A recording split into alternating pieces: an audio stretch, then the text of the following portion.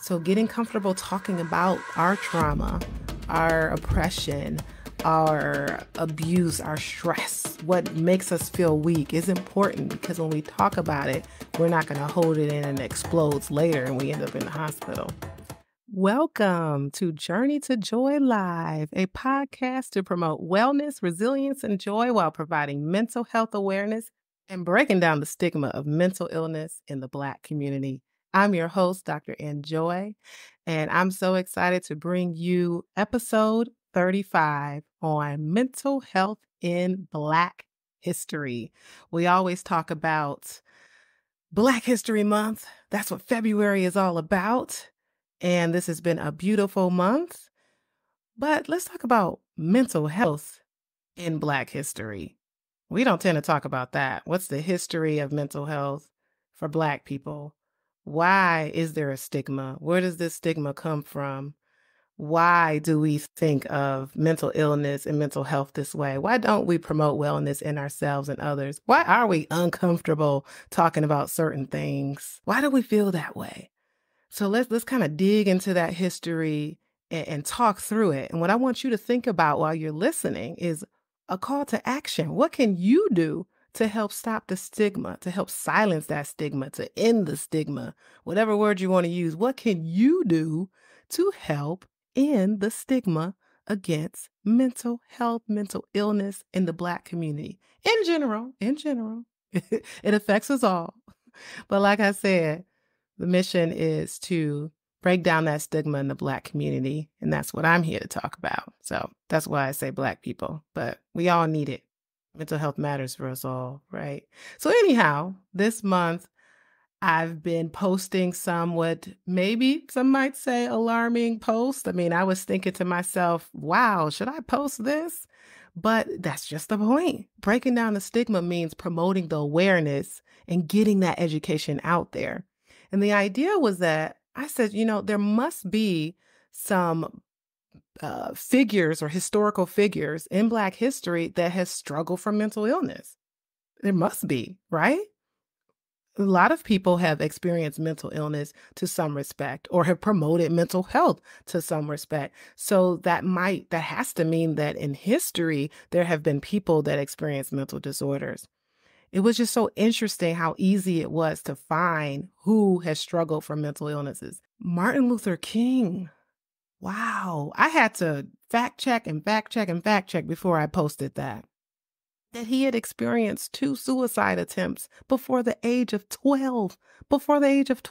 Unfortunately, as a child psychiatrist, I actually hear about a lot of kids under the age of 12 who are suicidal or have self-harm or have attempted. So when I saw that, yes, it was alarming because it's like, well, Martin Luther King, wow. But it was also like, yeah, kids struggle too. Some people think, well, is it for attention? Is it this, that, and the other? It could be based on trauma. It could be based on depression, bipolar, a lot of different things. And then you wonder, well, Martin Luther King must have went through a lot. There's not much out there about what or why he was struggling with what he was struggling with. But thankfully, he got whatever help he got. I mean, I don't know if he got the help, but we obviously know that he grew up to be a monumental figure in history, very much an advocate for our rights. That just goes to show that you might be going through something, but you're here for a reason. You have a purpose. You never know. So if you're experiencing suicidal thoughts, stop, get that help that you need. The crisis line is 988. You can chat 988. You can call. You can text. Get the help that you need. There's obviously a reason why there's this stigma in the Black community. It comes way back. I mean, when you think about slavery and mental health, and a lot of this, like I said, I do research for these things and I'm learning myself. So some of these things I'm learning so I can present to you all. And then some of the things just as a psychiatrist, I just kind of know about. And then some things are just my opinion. Slavery and mental health. Enslaved Africans were often misdiagnosed with a fictitious disease called drapetomania. And drapetomania meant they had a mental illness that caused them to run away.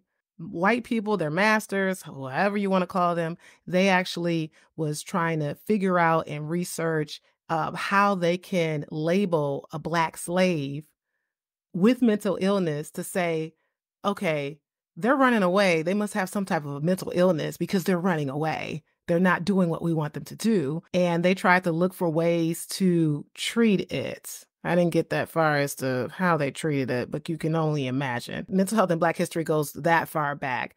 Africans actually being misdiagnosed. And even now today, there's misdiagnosis. Black people in general are misdiagnosed with schizophrenia, with bipolar. I know in my practice, I try my best to do a lot of undiagnosis with when I see bipolar or schizophrenia, because a lot of times people act a certain way because of trauma, and it's not necessarily because of bipolar or schizophrenia. So I digress. So there's the slavery phase. And then after that, there's the post-emancipation and segregation phase, right? So during that time, everything was segregated. So there was limited access to mental health services due to the segregation, due to racism. So mental health issues were ignored and treated as a criminal behavior sometimes. So when you think about it, if going back way back, our mental illness was ignored, we weren't allowed access to treatment, then we just kind of like just tucked it under like, well, I guess I can't get treatment for this issue, or maybe it's not an issue at all. So therefore I don't get it, I don't get treatment. And obviously the severe effects of not getting treatment happens. And that's where it leads to, issues on the job, issues with relationships, all the way down to psychosis, experiencing voices, suicidal thoughts. And that's what happens when you're not treated. So after the post-emancipation and segregation phase, civil rights movement.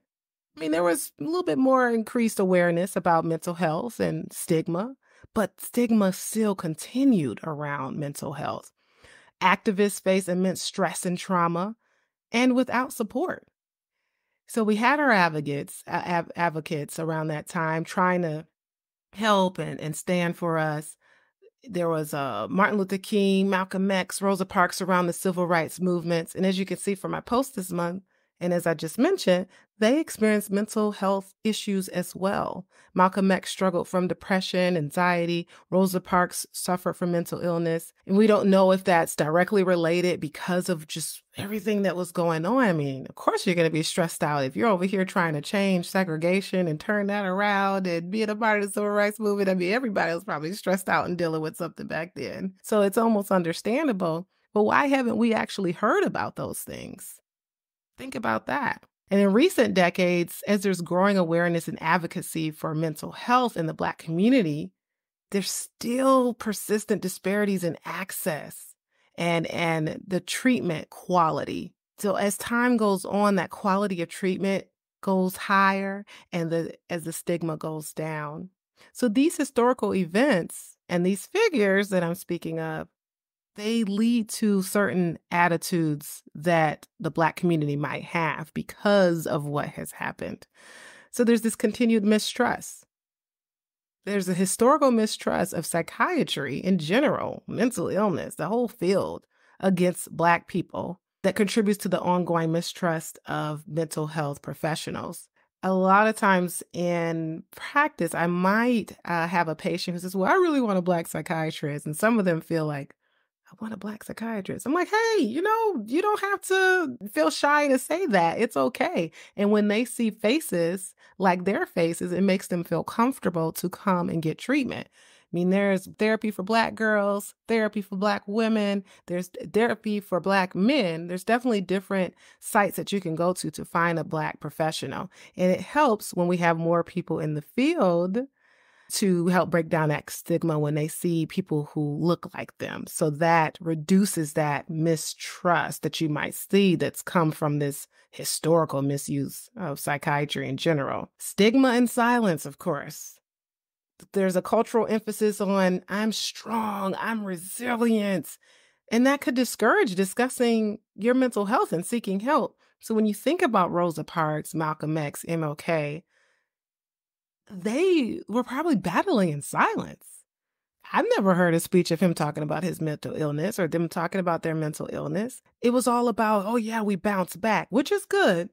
I definitely advise resilience. And of course, I talk about the journey to joy. So I talk about those things because those are end points, but not to the point where you want it to hinder you from being able to talk about it. Like, oh, I have to be strong. So let me not talk about that I'm sad. Let me not talk about that I'm weak. Let me not talk about that I'm feeling anxious and scared and paranoid because I'm supposed to be strong. Black men feel that way. Black women feel that way. We feel like we got to be so strong. We're the moms, we're the wives, we're the teachers, we're the friends that are there that people lean on us. They can't see my weakness.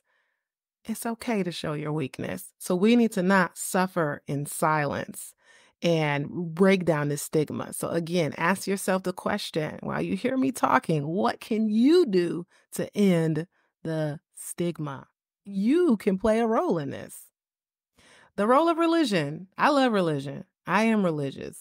I am a Christian. I'm spiritual. So, of course, I'm not knocking any religious community. However, having strong religious communities, like in the Black community, it can be a source of support and also a barrier to seeking mental health treatment outside of the church because there's this known conception that, well, pray about it. You can do better. And yeah, you can pray about it. Yeah. And sometimes the answers to that prayer is seek help, get a doctor, get a psychiatrist, get a therapist. That is a conception that we've had that, based on historical perspectives, we get continued mistrust, the stigma, the silence, the role of religion can lead to more stigma. Advocacy and change. So our influential figures like BB Moore Campbell, I posted about her. Organizations like NAMI, that's the National Alliance of Mental Illness, they're working to destigmatize mental illness and improve access to care in the Black community. There's SAMHSA, Substance Abuse Mental Health Administration. They're out there giving grants to individuals who want to enter the field. They're doing research. They're giving all kinds of grants out there. So there's lots of different communities these days that are trying to work towards advocacy and getting rid of this stigma because we got to get rid of it. We got to get rid of it. So when it comes to mental health in Black history, I do want to talk about these legendary figures in mental health. I mentioned MLK, Malcolm X, Rosa Parks. There was also Frederick Douglass that I wrote about a post, who he also suffered from mental illness. It's not widely discussed. And I'm sure it wasn't treated in their time, largely due to the stigma surrounding mental health and the lack of understanding and resources available. So in the context of the civil rights movement, the focus was on leadership or resilience, as I mentioned, and the fight for racial equality rather than personal mental health struggles. It's kind of like we got a bigger whole thing to focus on at this point. We can't focus on our personal struggles, but really it's okay to focus on the community's mental health too. And of course, now that we're not battling civil rights issues, we can start to focus on our individual. And that's really, you got to focus on yourself first. For Martin Luther King, any personal struggles with mental health were largely kept private, overshadowed by his public persona and the immense pressure he faced as a leader. So it was mainly like, yay, he's doing great things, which he was. So, but it was hard to believe, like, yeah, he actually went through this. And similarly, Malcolm X's experience included trauma, stress from his activism, personal life, and the constant threats against him. Then there's that. You got threats against you because you're trying to stand up for your community, for your race. Yeah, that's going to lead to mental health issues. But it wasn't publicly addressed as a mental health issue. That's the thing. And Rosa Parks, known for her quiet strength, also faced significant stress and pressure and depression, which likely impacted her mental health, right? But this aspect of her life was not a focus of public discourse. Like I said, as I was posting these, I'm like, am I outing these people? Am I embarrassing them even though they're already gone? No, it's just kind of getting out there that we all suffer from mental health issues at some point. Just awareness about we got to get help because we've all done it. We've all experienced it. And it's okay to some level. It doesn't mean that everybody needs a psychiatrist. Everybody needs a therapist. Well, everybody could use a therapist. to be honest. Whether it's for goal setting or depression or whatever, I think anybody could use a counselor or therapist. But my point is that not everybody needs to be hospitalized. Just because you need to talk to somebody, it's not a sign of weakness. It's just a sign of, oh, I could use some support. I could use some help. But during their time, mental health in the African American community was taboo. Seeking help was often a sign of weakness or a luxury that many just could not afford. I mean, there's that whole thing about the access to care and insurance, the systemic barriers to accessing mental health care, including discrimination, the lack of cultural competent care, meaning people who understand your culture. So that goes back to why usually Black people want someone that looks like them, who understands their systemic struggles, the systemic oppression, as well as just can kind of get them. Like, I want somebody who gets me. And then there's, of course, the economic disparities. So there was a strong emphasis on community resilience, self-reliance, relying on yourself. I got to be able to do this, and just being that strong person, which discouraged having an open discussion about your mental health struggles. The perception and treatment of mental health struggles have evolved since then, luckily, with an increased awareness and advocacy and efforts to destigmatize mental health issues. So let's get on board with that. Let's destigmatize it. Think about what happens when we're silent or when someone is silenced. If you say, oh, they're just doing it for attention, or, oh, there's nothing wrong with them, or, oh, what's wrong? There's nothing wrong with you. Why are you acting that way? What happens when someone's silenced? What happens when someone feels stigmatized against? My last post, and this was the hardest post, was about Stephen Twitch Boss. Oh my goodness. When I first watched So You Think You Can Dance, that was like literally my favorite show. I love dance. I thought my second career was going to be dance. I was like, I want to be a doctor dancer, a dancer doctor, but I didn't end up doing that. I did take a ballet class in med school. I was able to do that. Watching So You Think You Can Dance was my way of like, yes, I'm a dancer. So I live vicariously through them. And Twitch was just like the most amazing dancer to me. And he was a hip hop dancer, but just seeing him go through the different styles, and that's what they put everybody through. It's like, you got to be able to do contemporary, you got to be able to do ballet, you got to be able to do salsa and tango and all that stuff, despite you just being a hip hop dancer. But he was amazing. I followed him wherever he went. Of course, he ended up being on Ellen. And it was a shock. It was such a shock to everyone when he died by suicide.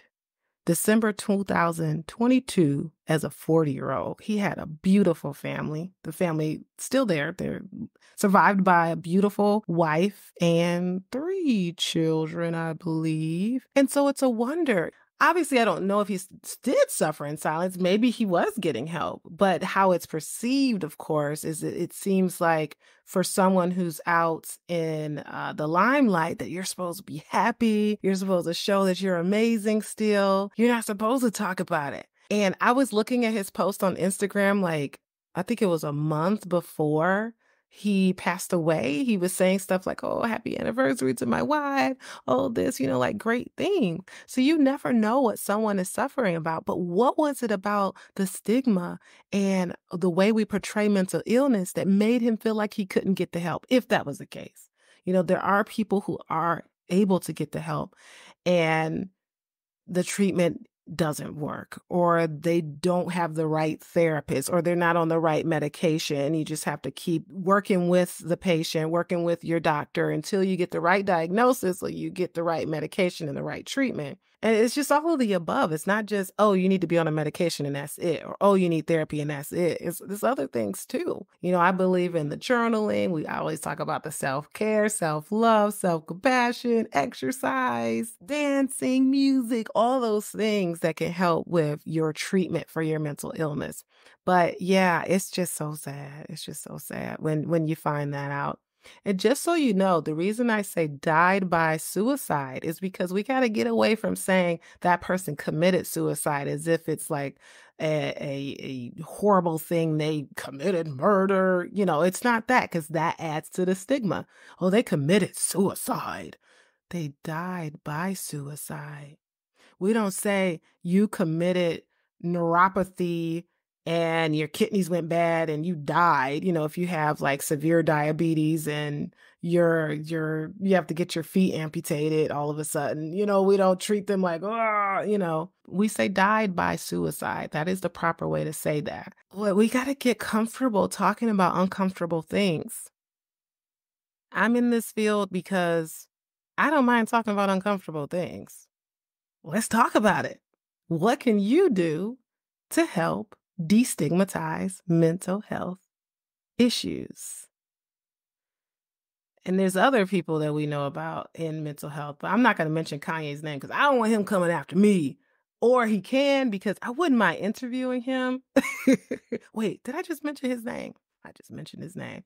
Anyhow, there's a lot of people who are out there where you kind of know that there's some mental health issues, but then they get the stigmatized against. There's jokes about them like, oh, that's just bipolar. Oh, I wonder if he's on his medications. So it's like, well, woo, if that's how society treats me, why am I going to talk about it? So this is why we should not treat people poorly for actually talking about what's going on. I mean, when you think about it, Kanye seemed to start acting a certain way when his mom passed away, and that's a trauma.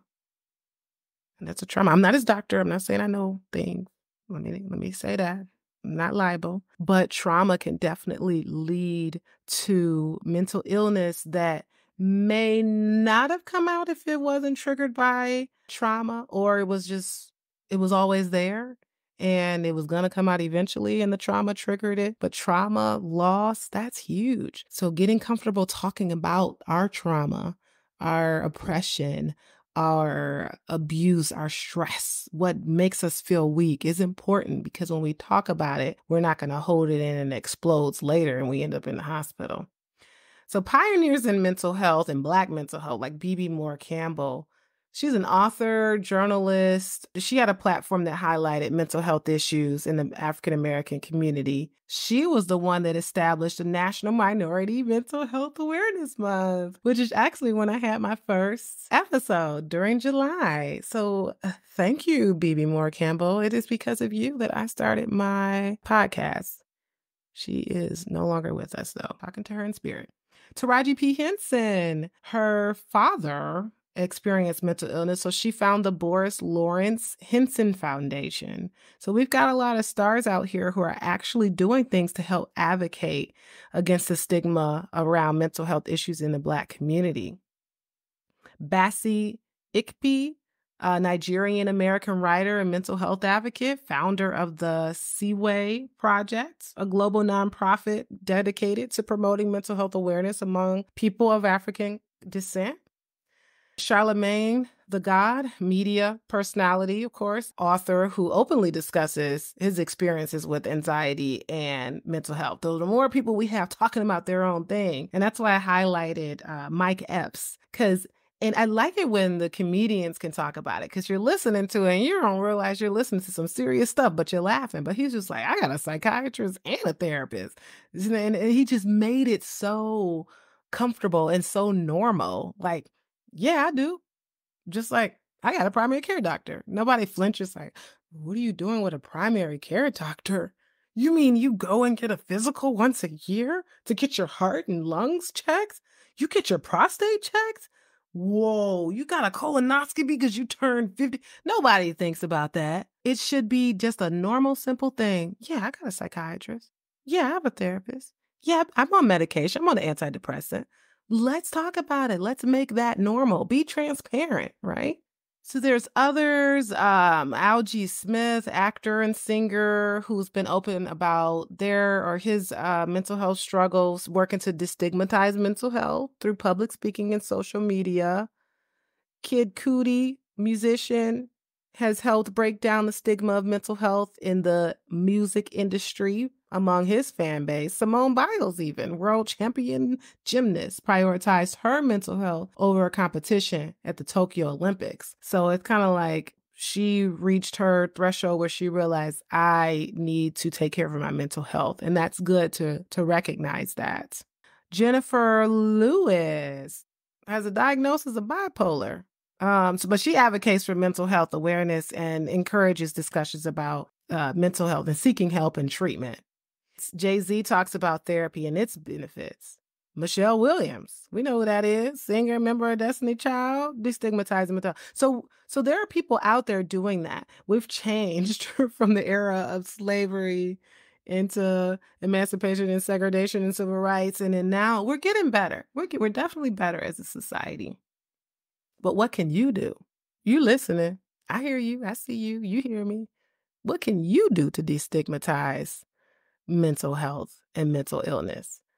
That could be just starting to talk about your struggles, or that could be knowing the resource 988. Call that crisis line if you're going through something. That could be knowing about lines like Georgia Crisis Access Line. Just knowing where to send someone. Or it could be asking someone, hey, what's going on? You okay? You look a little down. You missed work yesterday. Just asking. Break the cycle of this destigmatization. We got to stop this. We got to stop this. This is why I'm doing what I'm doing. I mean, I could just stay with my day job one-on-one and just try to save one family at a time, which is good. It's fulfilling. But I also want to get my voice out there to the masses. So what can you do to break down the stigma? Next week, episode 36, I have my brother-in-law, Kenny. He is going to talk about his struggles with mental health and how soccer has saved him. So that will be called Kicking Out the Stigma. So I'm going to post that. It's pre-recorded. I'm going to post that next week. And hopefully I'll have someone else talking in March about their mental health struggles. And we're going to be talking about stigma a little more. But in general, just promoting wellness, resilience, authenticity, and your journey to joy. Thank you for listening. Have a great week.